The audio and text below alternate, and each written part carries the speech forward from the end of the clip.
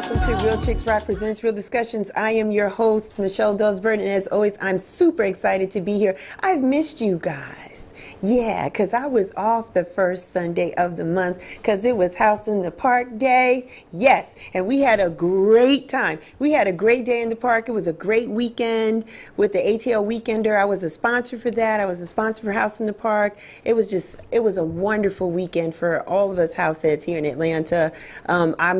I was just honored and humbled to be a part of it. And thank you everybody that came out, showed love, showed support. The whole thing. It was just great. So it was great to be off, but I do miss you when I'm not here doing a live show. So we're here. You know what it is. Every first and third Sunday, we are here at 2 p.m. Eastern Standard Time to talk about things that impact us as women. That's what the brand is all about. I want to thank all of the new listeners because my guest today, I love her. I really like her. She's a phenomenal. And I know there's a lot of people that are listening for the first time. So I want to give a little background as to what Real Chicks Rock is all about. It's all about creatively collaborating and connecting to raise awareness regarding issues that impact women.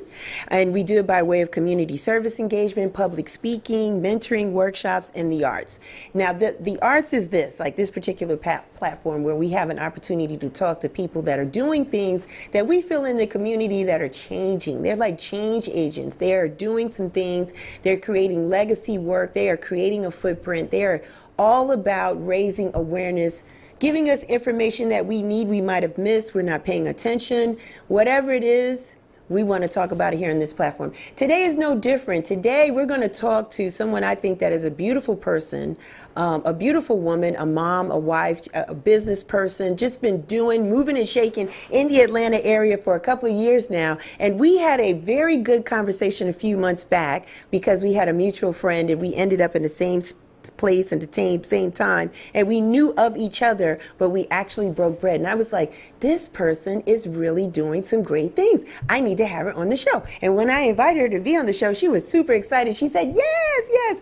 So today my guest is Kimberly Stewart Lucas. Hi, Kimberly. Hello. How are you, beautiful thing? I'm good. How are you doing? I am good. I know. There's things you've had a busy week, so I appreciate you taking the time to be with us today. A lot of different things are going on. Today's topic is the Reclamation Project. That is right. Yes, look at that smile on her face when you talk about that. And before we get into that, Kimberly, tell the people, where are you from? Well, I was born in New York State, but I am a Georgia peach. I've been here since 1979, with the exception of 3 years in New Jersey, but this is my home. I know Atlanta and the surrounding areas the most. Yeah. So I'm a Georgia peach. You're claiming Georgia as your home. Okay. So tell me what it was like as a child here in Georgia. Was it Georgia, now let's help the people. Because there's Georgia, and then there's Atlanta, and then there's College Park, and then there's East Point, and then there's Smyrna, and there's Decatur. So where are your roots at in Georgia? Those places that you mentioned. We moved here, 30311 is the road that I claimed because that was where we first lived. Peyton Forest, back then it was Hightower Station. Now I think it's called H.E. Holmes. Yes. My sister went to Southwest Middle School. I went to Peyton Forest Elementary School. Then she went to Northside. And when we moved to Jersey, like I said, for a few years, came back, then I moved to Alpharetta. Okay. Not Atlanta. Yeah, no, that is not. Different from Atlanta. Right. But we still went to Ben Hill United Methodist Church. That was my home church. Mm-hmm. So we still had connection to that 30311 area. Yeah. And then let's see, Grant Park, Avondale Estates, Sandy Springs, and now I'm in Riverdale. Yeah. Atlanta, forever I love Atlanta. Yeah. Forever I love Atlanta. I had a conversation with someone a few weeks ago that actually sparked an interest, and might be going into something that I may be doing, but talked about the old school Atlanta, talked about old new bourgeoisie Atlanta, Black bourgeoisie, talked about the political scene in Atlanta. Mm-hmm. And there's something I may want to do with that. I may want to do a podcast. I used to go to school with John Lewis's son. Wow. My sister went to school with Maynard Jackson's son. These are politicians who sent their kids to public school. Right. And, we went to school together, and so I've seen Atlanta come from a mighty long way. And I love the city. Love the city. Yeah, I can tell. It's all over your face. And you got some other arms and things that we're going to talk about. But as we continue this conversation, Kimberly, help us understand a couple of things, because you love Atlanta so much, right? So you're a daughter, mom and dad. Tell us a little bit about the inner workings of your home that sparked some of the creative juices that we see with you today. Tell us what happened when you were a little younger. And I'm just going to say players. So how did that happen? It's interesting because, that didn't kind of come about. I'm going to be honest. I didn't feel creative when I was younger. Okay.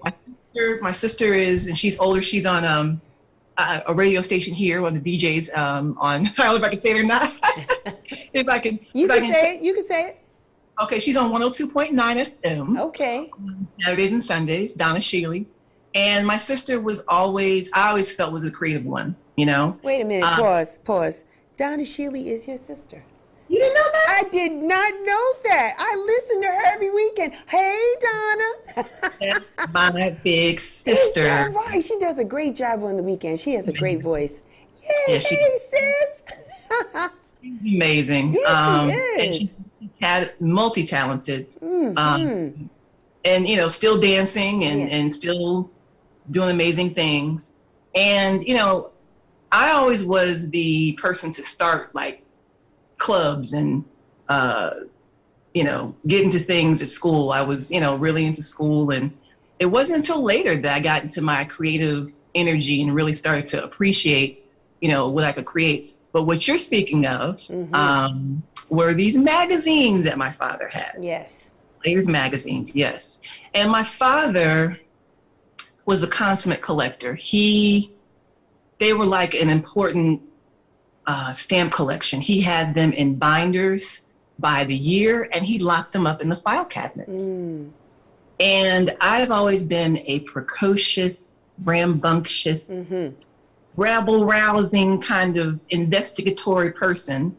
And so I would break into these file cabinets and look at these magazines. Because once it's like you keep something away, it's like you have an interest in what is it? What are you really hiding? Right. And when I looked in these magazines, I just saw images of beautiful Black women, natural bodies, airy, thick bodies. It was something like, oh, okay, when I get older, it's okay to look like that. Okay. And that was just something I kind of, held in my memory. And then when I got older, and my father still had these magazines in his home at the time, and I was like, Daddy, what do you do with these? You just collect them, or? And so I gathered a few. They also Jet Magazine had an annual new calendar. There was a publication called Oh Brother. So there were several magazines. Pam Grier graced the cover of many of them. Okay, come on, Pam. Pam Grier is I have the original poster when she was on the Chase Lounge with the afro and the wine. The original poster. Wow. But I got hold of a couple of magazines and thought about, what would I do with this? This is like maybe 12 years ago. What could I do with this? Okay. And at the time, I think I was working for a school, I was working for a church. It always seemed like a conflict of interest. Okay. To do something with this magazine,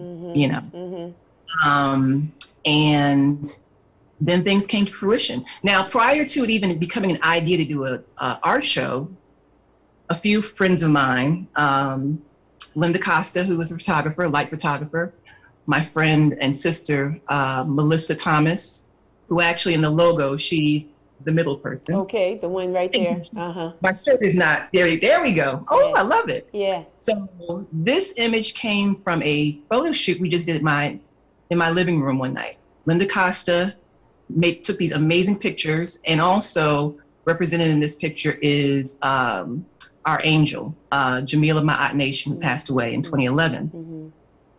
And we just, were looking at the magazines and having wine, and it really, again, it wasn't a concept then to do an art. Right. We just wanted to take pictures. We were emulating some of the photos. And then we did an image like that. And I wish I had the original to show you. But that is what eventually became the logo. Okay. And like I said, years later, I always felt a conflict of interest because of where I was working. Yeah, yeah. And let's talk about that just a little bit. I really want to take it back to your mom and dad, right? So dad is holding and having and keeping and saving these magazines. Did mom feel a way about that because of the nudity and the content of them, or what? You know, in talking to her about it, I don't think so. You know, I don't think so. Okay. Because it was his collection and he kept them private. He didn't have them laid spread out. Around. Right. So me finding them and my sister finding them, that was something that we got into. Something that was like, okay, here the magazines are, you know. So, but I don't, you know, she came to the discussion that we had a couple of years ago. We had a panel discussion about it. Right. And she remembers, you know, the magazine. She doesn't really speak ill about it. Okay, that's good. Doesn't really speak ill about it. That's good because, you know, I was talking to a friend just yesterday that time, you know, when we were younger and our parents, they didn't talk, we didn't hear them talk about sex. Like sex wasn't a common conversation, even nudity. We don't even talk about sex, just about people expressing themselves by showing their breast or their behind or whatever, just and we didn't hear, at least I know I did not hear conversations where people were really admiring, you know, the art form of the Black woman. It was either maybe a little bit on the porn side perhaps, but not necessarily from an artistic perspective. And you know, everybody had Jet magazine, everybody. If you I'm trying to tell you, everybody had Jet. But we never stopped at page 42. How about I know the middle, the page he was on. And we never stopped there, Kimberly, and say, oh, now for me, I looked at it and said, oh, that's a nice bathing suit. And, you know, and those weren't nude, but still was very sexual to open up a magazine and see Black people that looked like you, had afros, sometimes they had some braids, maybe they wore a wig, they were light-skinned, dark-skinned, you couldn't tell if they were short or not. They had boobage, some were a little not as endowed, some had hips. It was a whole thing. It was a whole thing. It was all right. It was a big thing. So I was like, this is like, wow. And the other People magazine and other magazines weren't doing that, but Jet took the step to do that. And we still didn't talk about the beauty of what we saw. We know boys like them. But we never talked about the beauty. So when you have this panel discussion, mom is good. She didn't really feel ill about it, right? I don't think so. You know, and Jet took it a step further because they had the nude annual calendar too. You telling me, 74, 75, 76 edition. Right. I mean, women, it's, you know, some of the images are a woman sewing or a woman answering the phone, or they're just natural images. But naked. But nude. But naked. Yeah. Because sometimes at home you do that. Yeah. I mean, if people weren't doing it before, they probably did it now in the pandemic. And if they had a house full of people, they probably had to put clothes on. So it's one or the other. But you're absolutely right. You do find yourself doing a lot of things nude. Because it's just a natural state. Natural state, where we came, where we gonna leave. Yeah. And so the Reclamation Project. Yes. It's my love letter to Black women. Thank you. It is my love letter to Black women, hoping that we embrace the bodies that we are in, that we love who we are, where we are. Yes. And, you know, all of us may be trying to improve upon, you know, lose weight, gain weight, however, and that's fine. Right. But you have to love where you are in the process, because your body just didn't get that way. Right. You made your body that way most of the time. And I think, you know, the messages that we're told are, you know, to obtain that, go there. but not to fully embrace and love where you are, because you'll always be seeking for something else. Right. You know, I know people who've lost tons of weight, but still see themselves as another version of themselves. And I'm not going to pretend like I know what that experience is like. But again, you know, embracing where you are and reclaiming what you got is so important, because the world is telling, especially Black women, that we ain't it, but we are. Yeah. Say that part again. That part again, Kimberly. We are it. We are it. We're everything. We're all that. Beauty. Yeah. Yeah. So. It is a lot of voices out here, Kimberly, unfortunately. And some of it stems from, you and I talked about it a little bit, you know, just as kids, you know, growing up, if we don't hear the affirmations, then we're always going to be seeking, right? Mm-hmm. Kids are going to be kids, right? You know, your head is a little big, or, you know, your hair, you didn't comb your hair, or your sneakers weren't on point, or your pants were a little high. Kids are always going to say something, right? Mm-hmm. But when people start calling you ugly, or if people don't acknowledge the fact that you are pretty or beautiful, then you start feeling away. Am I right, Kimberly? I saw the finger. Listen, the silence. Yes. Sometimes is, not even sometimes, the silence is a message in itself. Yes. You know, it's one thing people, you know, I wasn't told that I was ugly, but also we weren't told that we were beautiful. Okay. And there is a void in that as well. Yep. Yep. And so I think, you know, some people, well, I didn't, you know, talk bad to my kid. Well, did you speak life into them? There you go. There you go. Speak beauty? Did you speak brilliance? Because those things become question marks too. Right. At some point when you get older, you try to answer, you try to fill in and, you know, get other messages and just trying to make sense of. So it is important to pour into the way. Yeah. Just not in the negative way. Not in a negative way. I was told, you know, you just look better when you smile. And so if you look at my pictures, some of my smiles are like whoosh, off. They are so, now that I'm cognizant of it, right? Because Kimberly, we've had this conversation. I believe women are doing the work, right? And myself included. And as you sit back and reflect, and you see and you try to figure out, well, why do I do this, or why do I say that? And you see where it comes from, it all starts to make sense. So when I look at pictures, I was even taking pictures yesterday. I had to tone in my excitement. My smile was like, ee!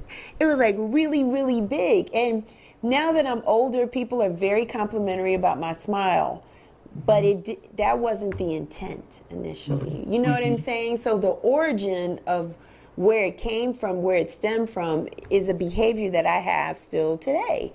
And so you're absolutely right. We have to start curating the narratives, right? For our children, for the people we say we love, that we care about, that we want the best for them.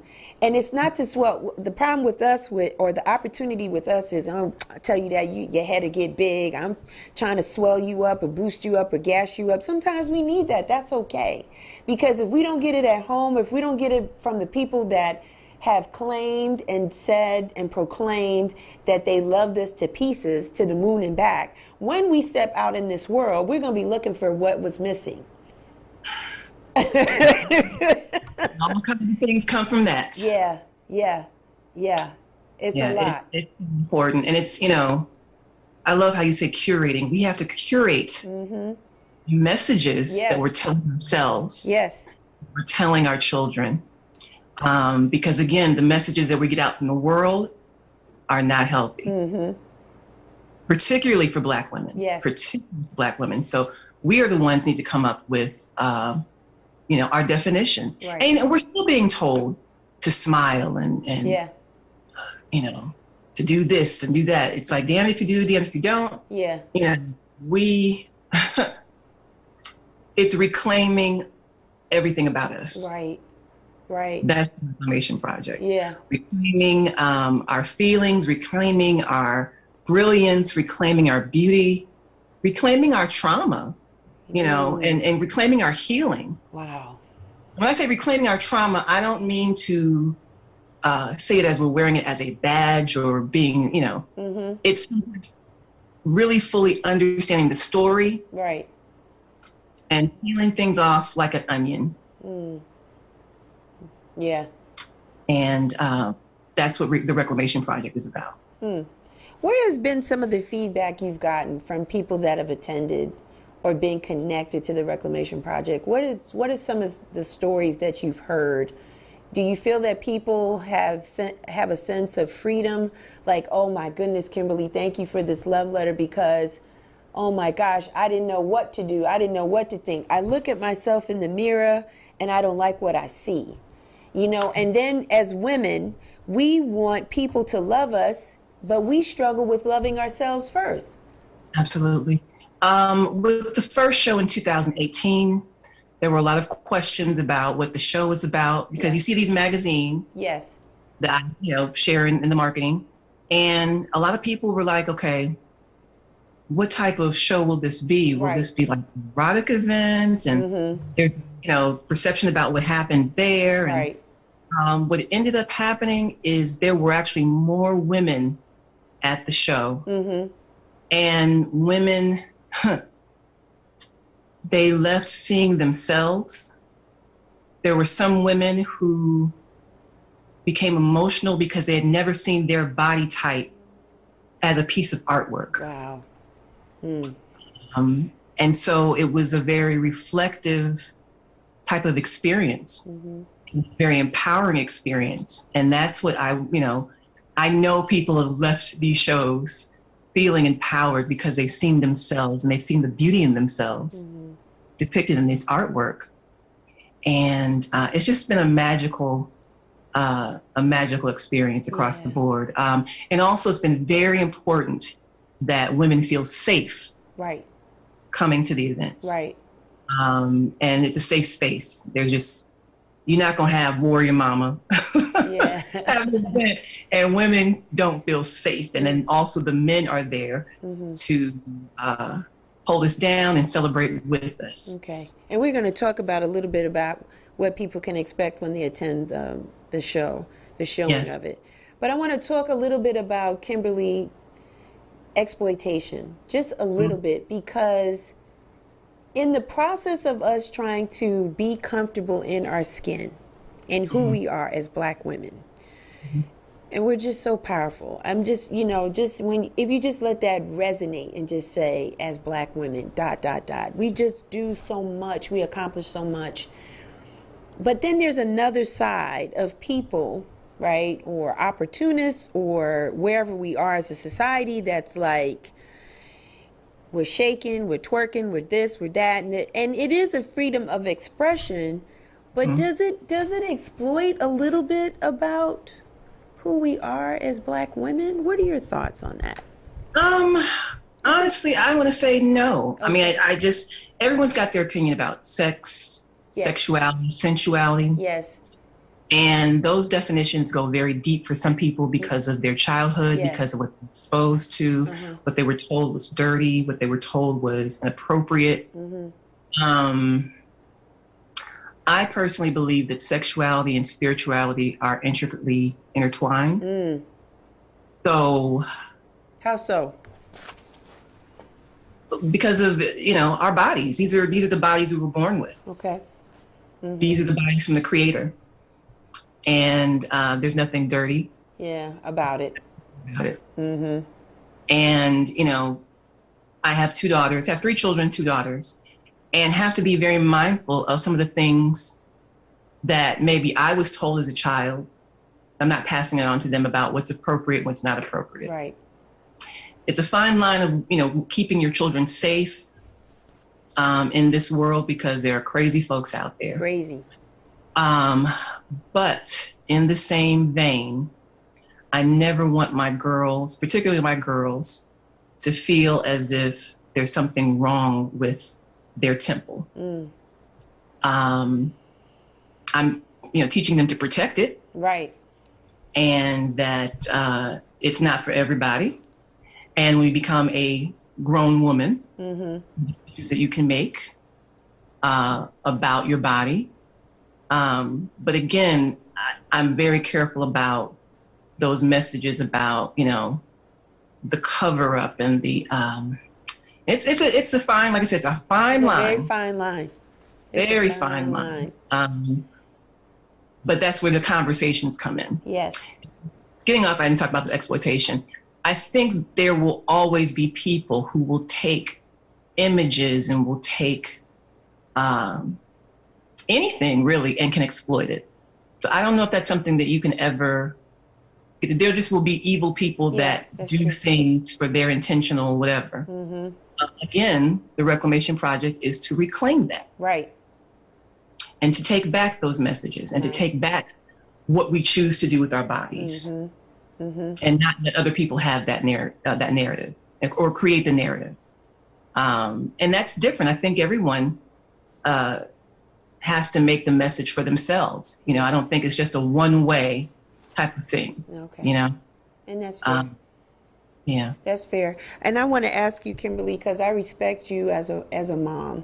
Here's a teachable moment for mothers that struggle with even having that conversation, to talk about nudity, sexuality, exploitation, things that you're going to do as you grow up as an older woman versus now, and yet not be their friend, but still be seen as their mother. How do you do that? How do you have those conversations, and what influences you or helps you navigate through the process so that you can have those conversations with your daughters? I've always been pretty outspoken. Okay. All right. Yeah. I've always been one not to really bite my tongue about things. So there are times where I am having conversations and the girls really don't want to hear it. They're like, okay, mom, like, so that it's not really that hard for me because I want my girls to have the truth. Okay. All right. And there's some things that I know that they'll have to find out on their own. To give them and guide them to resources and just information that's there, so they're not learning everything on the street. Right. Okay. I mean the street, I mean like school and friends, internet and all that. Right. I'm pretty liberal about my body and body image. Okay. I'll say that much. And so I know my youngest, who's 9, she's pretty free as well. Okay. When it comes to her body. My 14-year-old, she's 14, so that says a lot, going through certain things. But I just, when I feel led that it's time to have a conversation about menstruation, about sexuality, about care of their body. Yes. We just have it. Yeah. No pretense. We just have it. Okay. And my prayer is they can hear it without feeling embarrassed, but I just didn't have those conversations. Me neither. Me neither. The conversation that I got, this is going to sound really crazy, but I'm going to say it anyway. The conversation I got from my grandmama was about contraceptive. was probably not the best. She had actually suggested not to wear certain things because they may get stuck and so forth. Okay, Grandma. Thank you. But thank God there was sex ed in my class. Because, and I get it, like there's some things that she may have. Right. I'm telling a lot. And I know how much I'm supposed to tell, Michelle. You're fine, Kimberly. Because what it is we're having to break generational curses, unfortunately. Yeah, we have to. I don't want that for my girls. I want my girls to know their options. Yeah. I want my girls to know, all that's there for them. Yes. And not to be fearful either. Right. Because fear leads to other types of decisions being made. Yes. So I want them to have all the information that they need, and then to feel empowered that they can make a wise choice. Yeah. Yeah. So this conversation today is going to help women, moms, sisters, anybody that might be struggling in having, it's a couple of things. Just being comfortable in the skin that they're in, and then having the conversation about it. And then if they have children, having that conversation, because we can't continue to have this cycle of not knowing and then tee-hee-hee with our girlfriends and try to figure it out and sneak and watch things, because kids don't even have to sneak now. Just go and watch it and try to figure it out. We need to be able to educate, right, our children. But before we can do that, there's a deliverance for ourselves. And so the Reclamation Project is helping, I believe, women identify who they are and just being comfortable in that space, period. And as we get comfortable in that space, then we open up more things. The sexuality starts to pour out. We become more sensual. We know what we want, what we don't want. We know what we like, what we don't like. And we're articulating, we're talking about it. Because the problem we have is that we expect people to be mind readers. Exactly. And that is unfair to the people that we're dealing with, right? Especially in a sexual capacity or in a relationship. So we have to learn how to talk about what we want and what we don't want, but it starts with us, right? Absolutely. It starts with us. So yeah. So help us, Kimberly, with the Reclamation Project. So when it happens, we're seeing some beautiful artistic forms of player magazines and black women in their nudeness, and they're looking good in its different shapes. So nobody looks like Twiggy. Nobody's looking like what we see European images look like. It's black women being themselves. So that's, their breasts are different. Everybody's breasts ain't perfect. Different nipple sizes and behinds and thighs, and some have hair and some don't, and it's the right, Kimberly. So that's what it is, right? The whole thing. You know, for this particular show on October 23rd, it's the third installment that we've done. Yes. And this group of artists are all women, which is the first time I've done that. Nice. And it's 27 amazing artists. Yes. I'm honored to be a part of this. And you can go to the Reclamation Art Show on Instagram, the Reclamation Project on Facebook to find out all of the amazing artists, because one time I tried to list everybody and you missed one or two. Yeah, I know. It was a lot. But I just implore everyone to go and to see this magnificent list. You know, Players, their original tagline for the magazine was called "For He Who Is." Okay. And for this show, it's themed "For She Who Is." Okay. Because if it wasn't for the women in the magazine, there would be no magazine. Right. There would have been no audience. Right. And there's something about that male gaze, you know. The first couple of shows were a mixture of men and women artists. And fabulous showings, you know. But there's something about women reflecting these images. It's just a magical thing. And I cannot wait. I've seen a few sneak peeks of what people are doing. And there are a couple of different, so the theme, typically what I've done was everyone would select, I have an online gallery of images, like over 200 images from the magazine. And people would make their selection and then do their rendition of that image they selected from the magazine. That is an option that many are doing. But then also, there's been so much that's happened in the last couple of years. Yeah. I wanted to open up the conversation and the option for women to express what their personal reclamation looks like. Oh. And it's an examination of their womanhood and what they've been going through. And so that's another option. So you'll see a couple of different things this year, where it's, you know, it's still related to the magazine, but then I've opened it up because I didn't want to limit where people are right now. Right. So many people are going through so much. I wanted them to be able to examine and explore that in their artwork. That's the other that's available this year. Let me ask you about the artists. I know it's 26, 27 of them. I know they're very talented in their own way, but just help us to enlighten the people that are listening and watching. What was the criteria for these artists? Why are they so special? Do they focus or practice some of this type of artwork, or no, they just have a totally different artistic eye? I mean, give us a little background about these artists, if you can. It's a mixture, actually. This is it's an invitation process, so it's not an open. I don't open, for submissions. Right. These are women that I admire. Mm-hmm. I love their level of expression.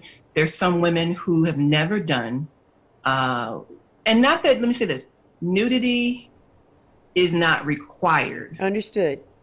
There are a couple of artists that I had to share, that with, that it's not, first of all, sexuality is not only, I'll say this, nudity is not necessary to express sexuality. Come on now. It's a whole nother energy. Yes, yes. And even though the images that, like I said, are the reference images are nude, there have been so many other depictions that people have made without showing nudity. Mm-hmm. And that's the power of it, is that you still display sensuality and not see a nipple. Okay. Or not see a vagina, Right. So there are some artists that this will be their first group show. There are some artists that this will be their third time with the Reclamation project. So it's a mixture of all. There are a few women that I have not met face to face. Right. That I fell in love with their work that I saw online. There were some now referrals from the artists that are in the show. And I'm glad there's going to be an intergenerational experience with this. Nice. And I'm excited about that. Yeah. I'm excited. It's a good so thing. It's all kinds. Sculptures, photographers, painters. There's one sister that carves images out of a book, the side of a book. I don't know how we're gonna hang it. Wait for the challenge. And I know, my husband, Lord Yada, is an awesome, in that, helping to, not helping. He does the hanging of the artwork, let's just be honest. Yes, thank you, hubby. But we're gonna figure it out. But it's just, the array of artists is just, I'm excited. And talk about Kimberly, because the last time you had it was 2019, right? Conditions were different, right? And you are very concerned about people's safety. You're a person that cares. Like some people are like, I don't care. They do what they want. Kimberly's like, no. So tell us how, when we come to the Reclamation Project, are we all going to be able to be in the same space at the same time? Are we coming in shifts? Like set up the day for us, even though it's next month, but time is moving by quick. We want people to get their mind wrapped around how this is going to go down. It'll be here before you know it. So RSVP is required. Yes. Yes. And RSVP will be released on October 16th. Okay. And the hashtag I'm using is masked and metered. So masks are required. Yes. Whether you're vaccinated or not. Come on. Masks are required.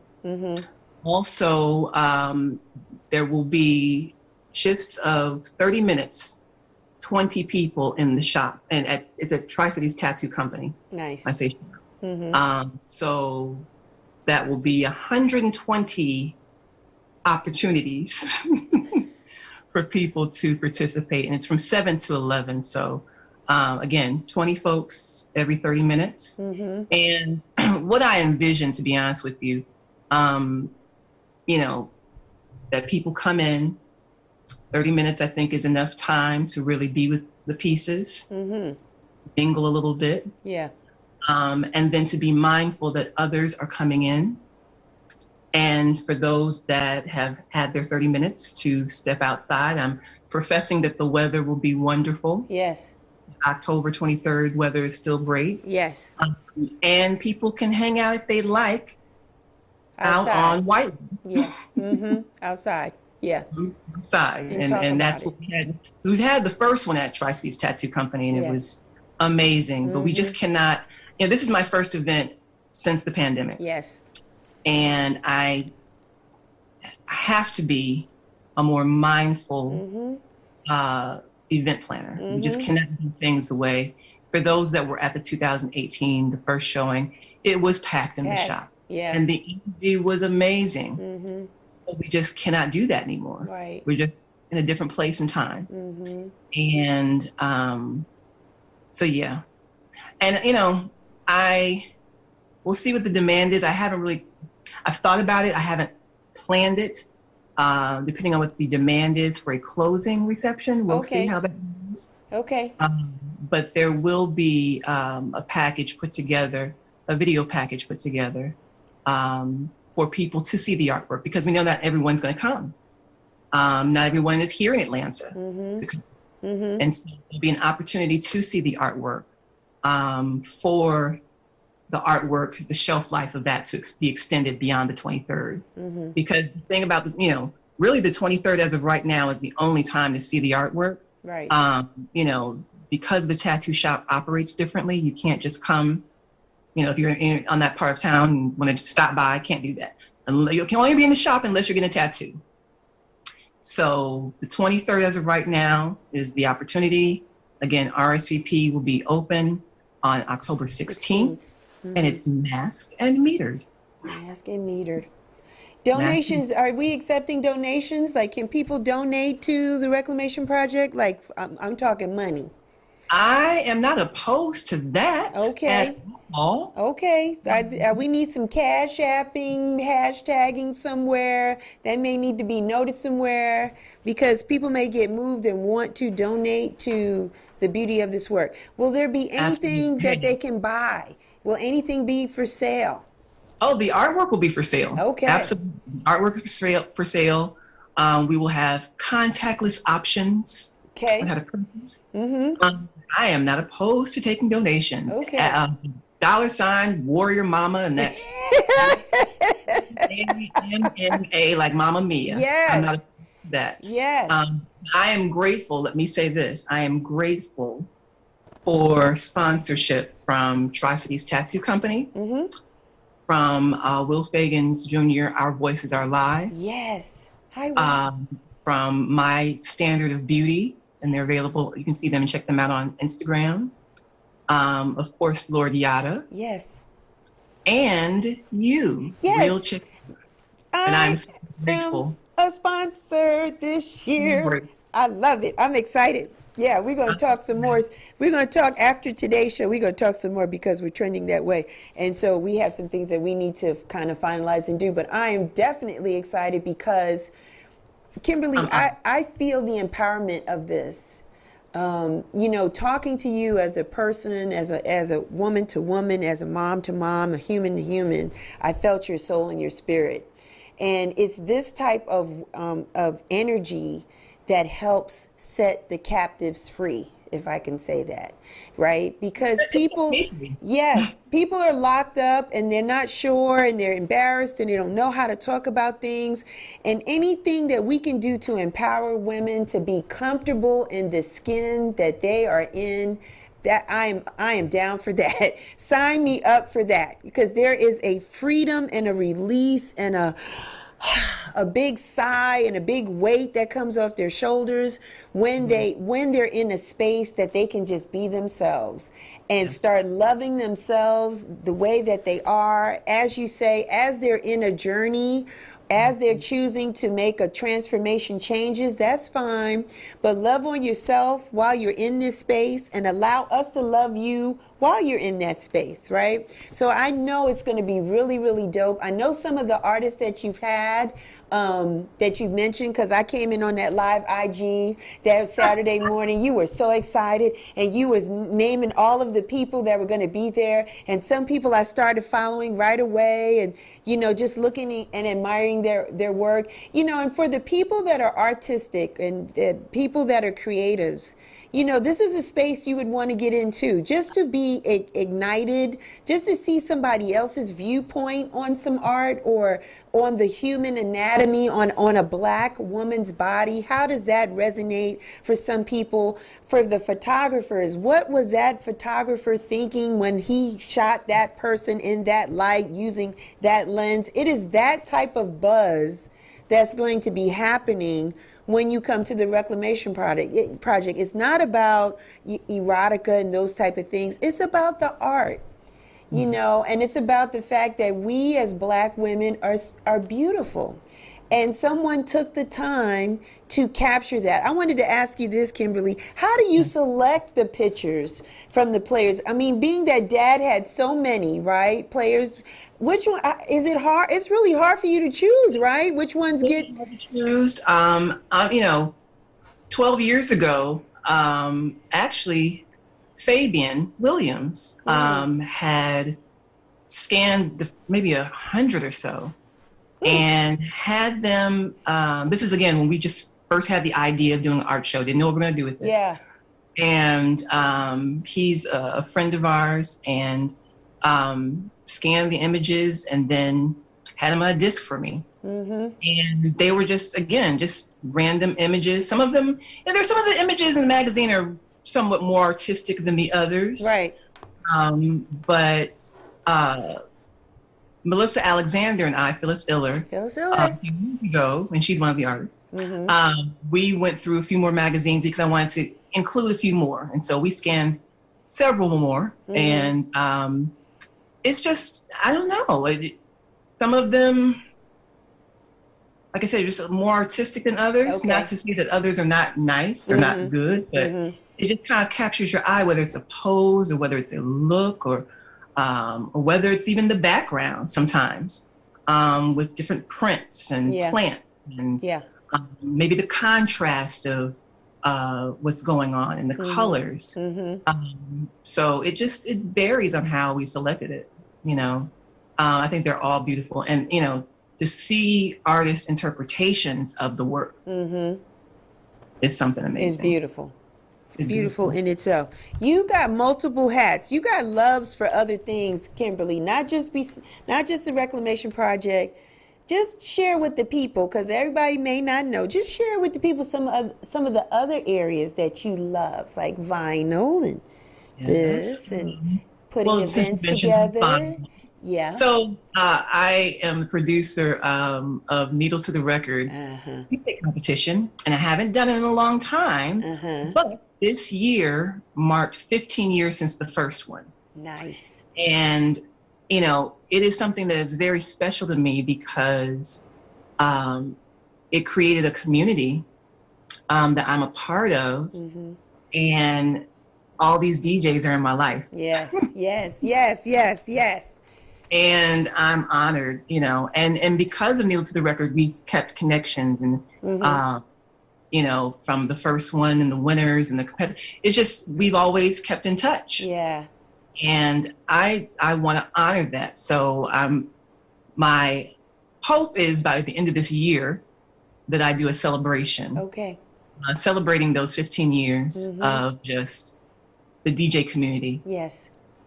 Because it's there's some dope DJs out there. Yes, yes, yes. That love vinyl. That love vinyl. Not Serato. And that's cool. I don't DJ, so I can't knock any of it. I'm just investigating. I've been told that, because there was a time that I got some pushback for not accepting Serato into the competition. Right. Once DMC, which is the grand competition of all grand competitions, I bow to them. But when they made the switch, a lot of people were like, well, you should make the switch too. And an innovator, Grand Wizard Theodore, said to me that no, you keep it vinyl. you keep it vinyl, you know, and because that's the roots of turntablism. That's right. That's right. And there's something about, you know, I think it was either Graham was a Theodore said it or DJ Rob Swift that told me, like, look, it's one thing to be able to use a calculator for math, but if you don't know how to do the math problem on paper, or it's one thing to know how to use a sewing machine, but if you don't know how to use needle and thread, you have to go back to the roots. And so that's what Needle to the Record celebrates, is the roots of turntablism. And I love watching DJs spin with vinyl. I just love it. I love sometimes the little cracks that you hear in the vinyl, and you know, I just love everything about it. Because you love music so much, will there be some music at the Reclamation project? I'll probably have a playlist going. Okay. But not a DJ spinning any vinyl. No. This one, I mean, we, you know, space is what it is, and want people to enjoy it and really focus on the artwork. I mean, the music to me would be the backdrop to it.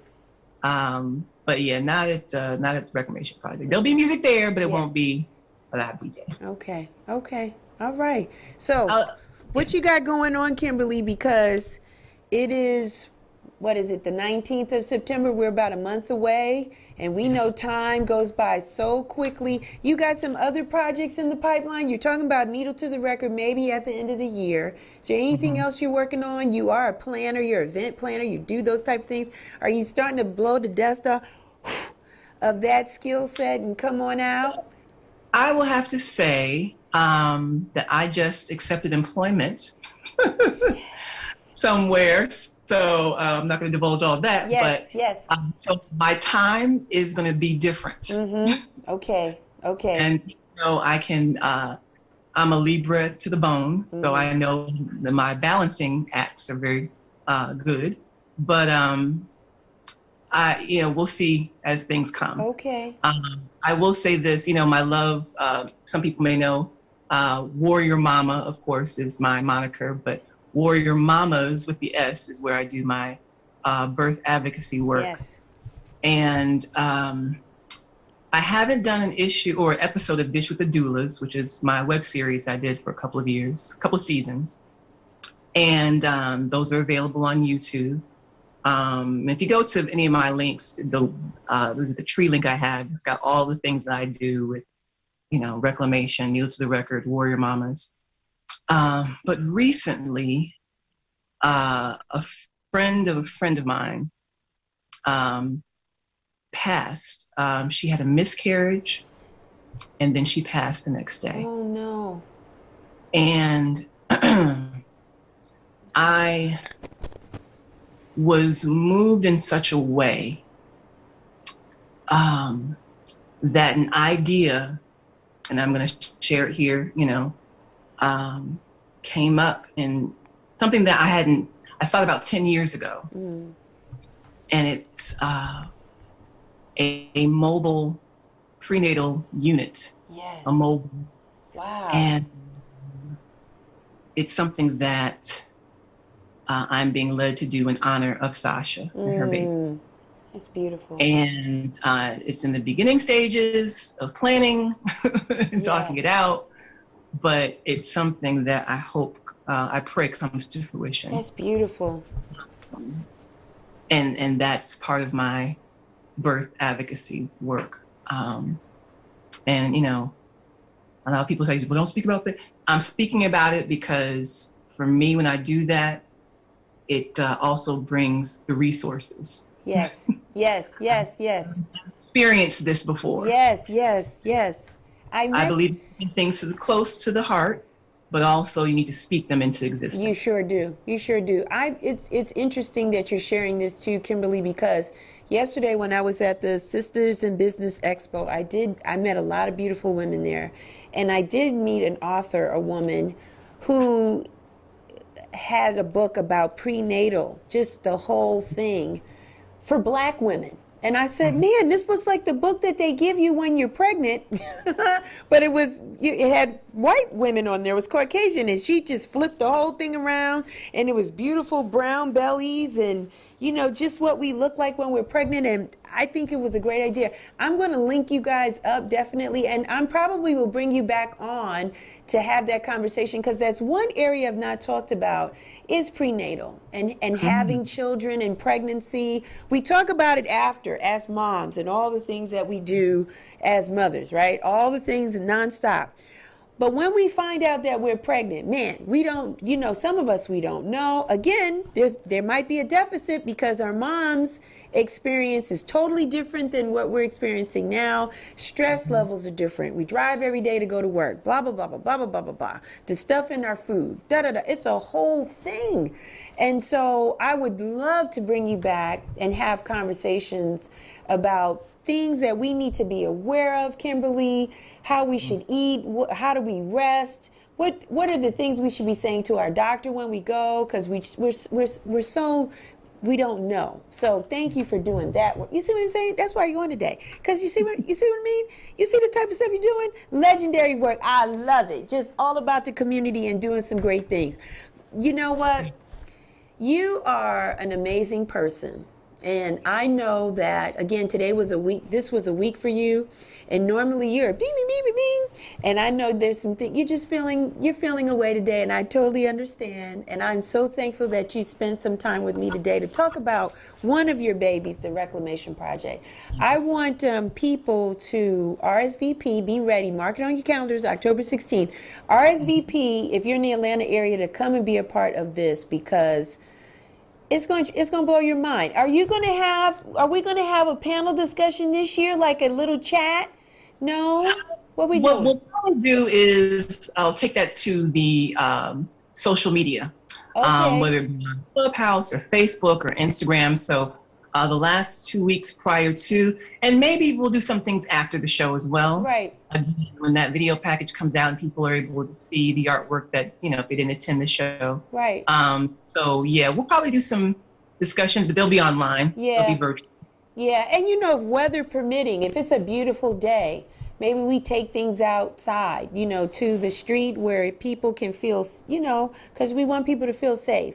And we can just have a conversation for those that want to stay about, because I'm sure people are going to have questions about what they're seeing, what the artist thought about, you know, what are the next steps for you? How do you feel about having, you know, the Reclamation Project number 3? You know what I mean? So I think that's where the energy and people feel like, man, that was pretty dope, because you got to have that ability to kind of talk about what you've seen. So I'm happy for you, Kimberly. I am.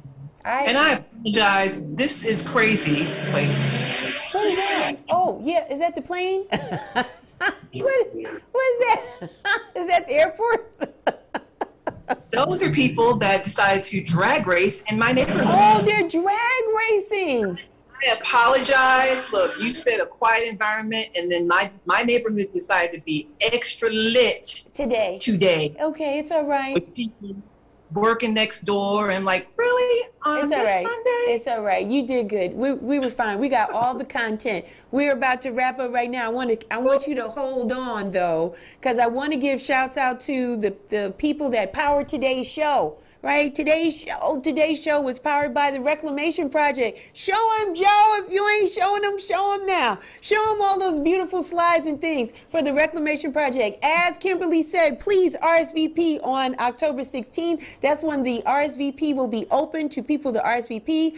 We will be practicing safe. We will be safe. It will be safe. We will have 20 people at a time for 30 minutes in the space, so people can enjoy and breathe and look at the art and not feel people on top of them and all that kind of stuff. And we'll rotate the people in.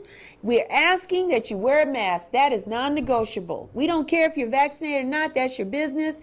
Do what you like. But we want you to come in this space with a mask. If you don't have a mask will be provided for you. As a sponsor, I'm going to make sure I bring a box of masks for those that don't have. I'm going to make sure that I bring hand sanitizers, wipes, those type of things to make sure that the Reclamation Project and the energy that's going to be in that space, that people feel clean and safe and all that type of stuff. So please, donations are welcome. Kimberly's not asking it. I'll be your mouthpiece.